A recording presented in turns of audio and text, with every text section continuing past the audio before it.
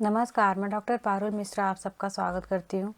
आज हम पढ़ने वाले हैं यूनिट 2 जो यूजीसी नेट में लगा हुआ है सिलेबस, और उसका हम पेपर सॉल्व करेंगे क्योंकि पेपर होने वाले हैं। ओके, तो एक हफ्ते तक हम डेली पेपर को सॉल्व करेंगे। चलते हैं यूनिट 2 में जितने भी क्वेश्चन बनते हैं उसमें मैंने क्वेश्चन बनाने की कोशिश की है, आप लोग उसको देख लेना। ओके, चलते हैं आगे। अमीर खुसरो हिंदी साहित्य की किस काल से संबंधित कवि है? ठीक है, अमीर खुसरो का संबंध किस काल से है पूछा गया है। तो जैसा कि आप जानते हैं कि अमीर खुसरो का जो जन्म है वो कब होता है? 1253 में। ठीक है, एटा में। तो 1253 में इनका जन्म होता है। तो ये आदिकाल से इनका संबंध है। ठीक है, आदिकाल से इनका संबंध है। चलते हैं क्वेश्चन नंबर 2 में। आदिकाल को चारण काल किस इतिहासकार ने कहा था? ओके, तो आदिकाल को चारण काल किसने कहा? तो रामकुमार वर्मा ने कहा। ठीक है, रामकुमार वर्मा ने। आगे चलते हैं, कहानियों को क्रम से लगाइए। तो जैसा कि आप जानते हैं कि ये सारी कहानियाँ नेट के सिलेबस में दी गई हैं। ठीक है, तो धुलाई वाली, इंदुमती, कानों में कंगना उसने कहा था। तो इंदुमती का समय 1900 है और धुलाई वाली का समय 7 है ना, 1907। कानों में कंगना का समय 13 है। ओके, 13 में है। और उसने कहा था चंद्रधर शर्मा गुलेरी की कहानी 1915 में। ठीक है, तो सबसे पहले इंदुमती लगाएंगे तो इंदुमती बी ऑप्शन इसमें है। बी के बाद फिर धुलाई वाली 7 में ये आएगा, फिर सी कानों में कंगना 13 उसने कहा था। तो ये ऑप्शन नंबर 2 सही हो जाएगा। ओके, आगे चलते हैं क्वेश्चन नंबर 4 में। रचनाओं को क्रम से लगाइए। ठीक है, रचनाओं को क्रम से लगाइए। तो प्रिय प्रवास, साकेत, कामायनी, कुरुक्षेत्र। तो जैसा कि आप जानते हैं हरिऔध का प्रिय प्रवास है ना, 1914 इसका टाइम है, मतलब इसका जो प्रकाशन वर्ष है 1914 है। साकेत 33, कामायनी 36 और कुरुक्षेत्र 42 है ना, दिनकर का कुरुक्षेत्र 1942। तो ये पहला ऑप्शन। ठीक है, और इसमें कुरुक्षेत्र 46। ठीक है, और कामायनी 36, तो पहला ऑप्शन इसमें सही होगा। ठीक है, 14, 31, 36, 46। ओके, आगे चलते हैं क्वेश्चन नंबर 5 में। भारतेंदु ने अपने किस नाटक को नाट्य रासा के लास्य रूपक कहा है ना? भारत दुर्दशा, नील देवी, अंधेर नगरी और विशेष विस्मौसदम। तो नाट्य रासा के लास्य रूपक तो भारत दुर्दशा को कहा गया है। ठीक है, अंधेर नगरी प्रहसन है। ठीक है, अंधेर नगरी प्रहसन है। आगे चलते हैं क्वेश्चन नंबर 6 में। किस नाटक में जाति है ना, किस नाटक में जाति वाद की समस्या को उठाया गया है? ठीक है, तो नाटक बाल भगवान, जलता हुआ रथ, कोर्ट मार्शल, सबसे उदास कविता है ना। तो कोर्ट मार्शल नाटक में जातिवाद की समस्या को दिखाया गया है। चलते हैं आगे क्वेश्चन में। शब्द जादू है मगर क्या यह समर्पण नहीं है? यह पंक्ति किस रचनाकार की है? ठीक है, शब्द जादू है मगर क्या यह समर्पण नहीं है? मुक्तिबोध, अगजेय, रघुवीर सहाय, शमशेर बहादुर। ठीक है, तो ये किसकी है? अगजेय की पंक्ति है। आगे चलते हैं क्वेश्चन नंबर 8 में कि जयशंकर प्रसाद की रचना लहर में कौन कौन सी कविता संकलित है? ठीक है, तो जैसे आप जानते हैं झरना, आंसू, लहर। आगे क्वेश्चन है इसलिए अभी मैं नहीं बताऊंगी। तो अशोक की चिंता, शेर सिंह का शस्त्र समर्पण, पेशोलों की प्रतिध्वनि, प्रलय की छाया, सभी।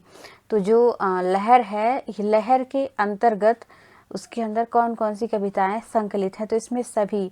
ठीक है, और जो लहर है इसके अंतर्गत अशोक की चिंता, शेर सिंह का शस्त्र समर्पण, पेशोलों की प्रतिध्वनि, प्रलय की छाया, ये सभी कविताएं इसके अंतर्गत संकलित हैं। ठीक है, क्वेश्चन नंबर 9 में चलते हैं। जयशंकर प्रसाद की किस रचना को, मतलब जयशंकर प्रसाद की रचनाओं को क्रम से लगाइए।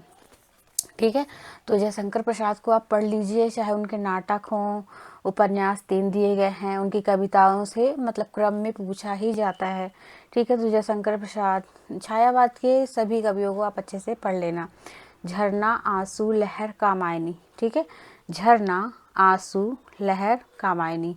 तो ये यहाँ पे ऑप्शन नंबर बी में है आंसू, झरना, कामायनी, लहर। झरना, आंसू, कामायनी, लहर। तो सबसे पहला ऑप्शन क्या है? झरना 18 है ना, झरना, आंसू, लहर, कमानी, तो पहला ऑप्शन ये सही हो जाएगा। चलते हैं, शिव सिंह सेगर ने भूषण की किन रचनाओं का उल्लेख किया है?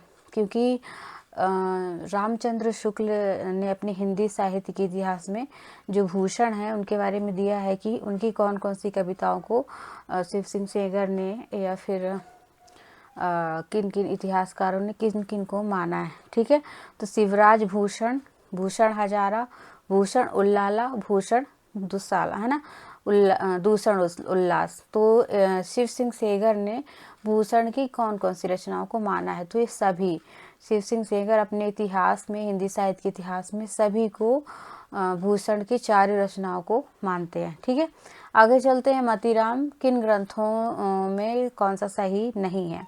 ठीक है, तो मतीराम के जो ग्रंथ दिए गए हैं इनमें से कौन सा सही नहीं है वो हमें देखना है। एक ऑप्शन नंबर 1 में चलते हैं कि रसराज श्रृंगार निरूपण ग्रंथ है, किसी भी राजा को समर्पित नहीं है।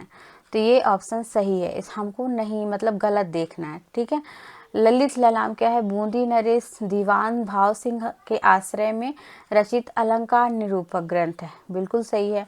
फूल मंजरी में 60 दोहों का जिक्र नहीं है। ठीक है, तो ये गलत ऑप्शन है, ये मतलब ऑप्शन गलत है, क्योंकि फूल मंजरी में 60 दोहों में एक एक फूल का जिक्र किया गया है। ठीक है, तो यही ऑप्शन है। शुक्ल ने इन्हें सच्चा कवि हृदय कहा, किसको? मतीराम को।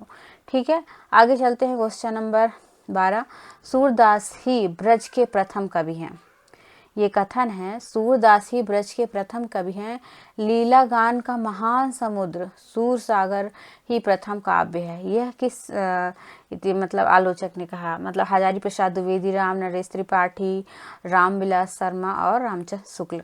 तो ये हजारी प्रसाद द्विवेदी का कथन है सूरदास के लिए।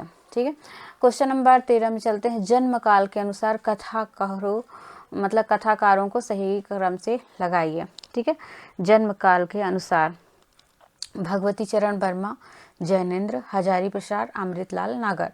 हजारी प्रसाद, अमृतलाल नागर, जैनेन्द्र, भगवती। देखिए, भगवती चरण वर्मा जो हैं 1903 में आते हैं। ठीक है, 3 में आते हैं, और जैनेन्द्र 1905 में आते हैं। ठीक है, जैनेन्द्र 1905 में आते हैं, हजारी प्रसाद 7 में आते हैं। ठीक है, और अमृतलाल नागर 17 में आते हैं, है ना, 17 में आते हैं। तो ये ऑप्शन नंबर 1 सही हो गया। ओके, आगे चलते हैं हम, क्वेश्चन नंबर 14 में, राग दरबारी के रचनाकार हैं, है ना। तो राग दरबारी बहुत ही फेमस उपन्यास है जो नेट के सिलेबस में लगा हुआ है। तो इसके रचयिता कौन है? मतलब को श्रीलाल शुक्ल। ठीक है, श्रीलाल शुक्ल ने राग दरबारी उपन्यास लिखा। ओके, बाजार के बीच बाजार के खिलाफ की लेखिका कौन है? बाजार के बीच और बाजार के खिलाफ की लेखिका का नाम बताइए। प्रभा खेतान, नासिरा शर्मा, अनामिका, मन्नू भंडारी। ठीक है, तो ये यूपीपीएससी में जो जीडीसी का पेपर होता है उसमें क्वेश्चन पूछा गया था, मुझे बहुत अच्छा लगा, मैंने यहाँ पे क्वेश्चन रख दिया। प्रभा खेतान इसकी लेखिका हैं, बाजार के बीच बाजार के खिलाफ। ठीक है, 2021 में ये क्वेश्चन आया था जीडीसी में। ठीक है, आगे चलते हैं हम क्वेश्चन नंबर 16 में, कि प्रकाशन वर्ष के अनुसार प्रेमचंद के उपन्यासों को सही क्रम से लगाइए। ठीक है, तो सेवा सदन, रंगभूमि, कर्मभूमि, गोदान। क्योंकि आपको पता है कि प्रेमचंद से क्वेश्चन पूछा ही जाएगा, तो आपको प्रेमचंद के सारे उपन्यासों को अच्छे से पढ़ के जाना है। ओके, तो सबसे पहले आएगा सेवा सदन। ठीक है, सेवा सदन का टाइम क्या है? 1918। फिर आता है क्या? रंगभूमि। रंगभूमि का समय है 1800 मतलब 1925। ठीक है, तो 25 में आता है रंगभूमि। फिर कर्मभूमि आता है 32 में। ठीक है, 32 में कर्मभूमि आएगा, और फिर 36 में गोदान। तो ये पहला ऑप्शन सही है। ओके, आगे चलते हैं, आपका बंटी उपन्यास का कथ्य क्या है? ठीक है, तो इसमें क्या क्या सही है? तो तलाकशुदा पत्नी की संतान की समस्या को दिखाया गया है। ठीक है, तलाकशुदा जो पत्नी है और उसकी संतान की समस्या को, एक पहला ऑप्शन सही है। कालीन राजनीतिक परिदृश्य नहीं, राजनीतिक नहीं है। जाति की मूल्यहीनता नहीं है। दाम्पत्य संबंध का विघटन है, 1 और 4, है ना। तो इसमें दाम्पत्य का जिक्र किया गया है और तलाकशुदा पत्नी और बच्चे का। तो पहला और चौथा ऑप्शन किस में है? तो दूसरे नंबर ऑप्शन में, ये दूसरा ऑप्शन सही होगा। चलते हैं आगे क्वेश्चन में। मैला आंचल उपन्यास के पात्र कौन है ना। तो मैला आंचल कमला, शाहनवाज, सहरदेव मिहिर, बलभद्र नारायण। ठीक है, तो इसमें पूछा गया है कि सही विकल्प का चयन कीजिए। ठीक है, इसमें सही का चुनाव करना है। तो पहला मतलब कमला है ना, कमला, और तीसरा ऑप्शन सहदेव मिहिर, ये दोनों ऑप्शन सही है, मतलब ये बी ऑप्शन सही होगा।